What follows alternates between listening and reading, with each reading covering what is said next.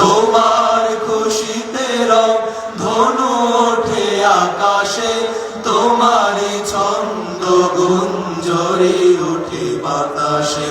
তোমার পরশে গাছের পাতা জানি সবুজ হলো, তোমার স্নিগ্ধ মায়া শিশির বেশে যে শুভ্র হলো।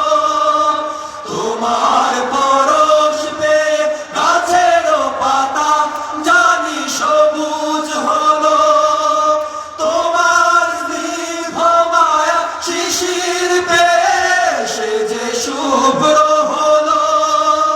তোমার প্রিয় বাণী হৃদয়ে আমার সুর সঙ্গীত হয়, তোমার নামে যদি গান গাওয়া হয়, গান সুন্দর হয়। তোমার নামে যদি গান গাওয়া হয়, গান সুন্দর হয়। তোমার সৃষ্টি পানে যদি চাওয়া হয়, চোখ সুন্দর হয়। তোমার নামে যদি গান গাওয়া হয়, গান সুন্দর হয়। তোমার নামে যদি গান গাওয়া হয়, গান সুন্দর হয়। তোমার নামে যদি গান গাওয়া হয়, গান সুন্দর হয়। আসসালামু আলাইকুম ওয়া রাহমাতুল্লাহ।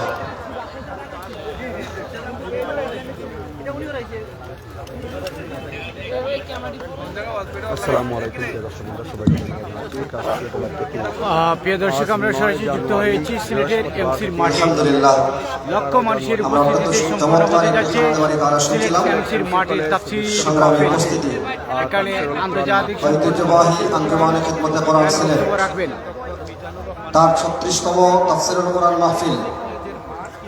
তার ঐতিহ্য অনুযায়ী প্রত্যেক দিন আঞ্জুমানের পক্ষ থেকে মানুষের উপস্থিতিতে সম্পন্ন হতে যাচ্ছে সামাজিক এবং ধর্মীয় বিভিন্ন বিষয় নিয়ে তাফসীরুল মাহফিল। তার প্রস্তাবনা পেশ করে থাকে। দূর দূরান্ত থেকে আজকের এই প্রথম অধিবেশনে কোরআন প্রেমিক, রাসূল এ প্রেমিক পর্যায়ে প্রস্তাবনা পেশ করছেন আমরা সরাসরি আঞ্জুমানে খিদমতে কোরআনের কার্যনির্বাহী কমিটির সদস্য জনাব আব্দুল্লাহ আল মাহমুদ। প্রস্তাবনা পেশ করছেন জনাব আব্দুল্লাহ আল মাহমুদ। আসসালামু আলাইকুম ওয়া রাহমাতুল্লাহ।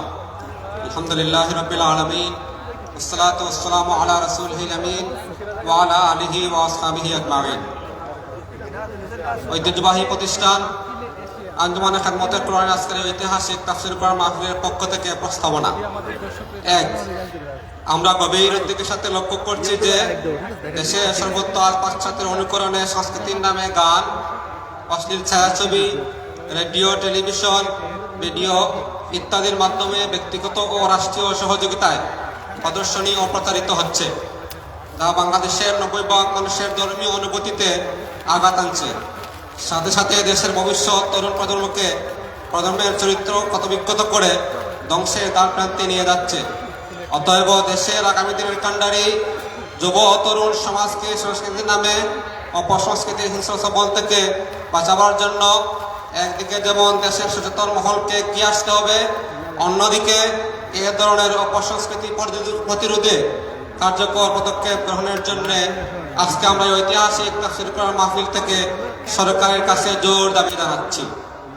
2, আমরা গভীর উদ্বেগের সাথে লক্ষ্য করছি সিলেটের পাড়া মহল্লা সহ বিভিন্ন জায়গায় আজকে মদ গাঁজা ইয়াবা সহ বিভিন্ন ধরনের মাদকের ছেলাম। অতএব এতে যুব সমাজের বড় একটা অংশ মাদকাসক্ত হয়ে যাওয়ার আশঙ্কা রয়েছে।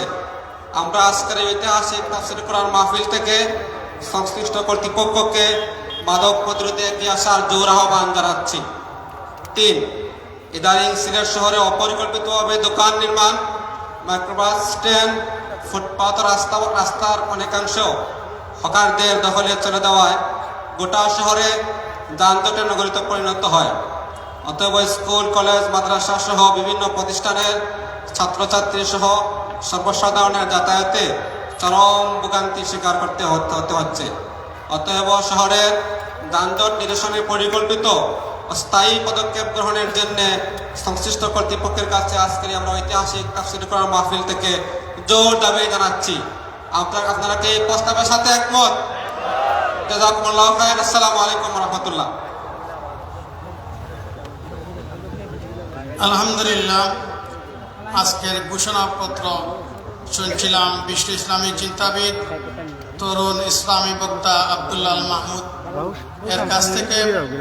সম্মানিত উপস্থিতি, মুআজ্জাজ হাজিরানে কেরাম, সম্মানিত সিলেটবাসী, সম্মানিত তাওহীদি জনতা, এ পর্যায়ে মহাগ্রন্থ আল কোরআন থেকে তাফসীর পেশ করছেন বিশিষ্ট ইসলামী চিন্তাবিদ, বিশিষ্ট লেখক ও গবেষক, তাফসীরে উম্মুল কোরআনের সম্মানিত লেখক, আমাদের শ্রদ্ধাভাজন ব্যক্তিত্ব জনাব আব্দুল হাই জিহাদি। জনাব আব্দুল হাই জিহাদি সাহেবকে তাফসীর পেশ করার জন্য তাফসীর কমিটির পক্ষ থেকে সবিনয় অনুরোধ জানাচ্ছি।